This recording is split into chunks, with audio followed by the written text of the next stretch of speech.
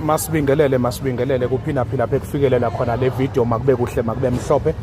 makukhanya kweyihlabathi izolwandle siyacama gusha ke siyabingelela makube kuhle mangaphane kuukuthi unomuntu wakini oshawa ilentuzana oblockelwe umchamo akuchameki kahle izinto zakhe ziyonakala and niyambona ukuthi unama complications omunye sezowafakwa ngisho nepipe umchamo ublockile akuchameki enza kanjena ke oza la ezitolo uzothenga amathanga thenga ingono yethanga na ingono yethanga le ingono yethanga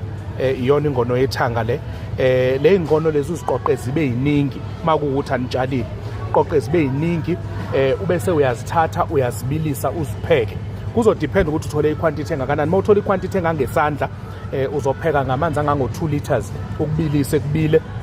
then uzolokane nimphuzisa halfway mark ekseni halfway mark intambama halfway mark ekseni halfway mark intambama until kuze kube leyo blockage yomchamo ikwazi ukuthi iphele akwazi ukuthi aphile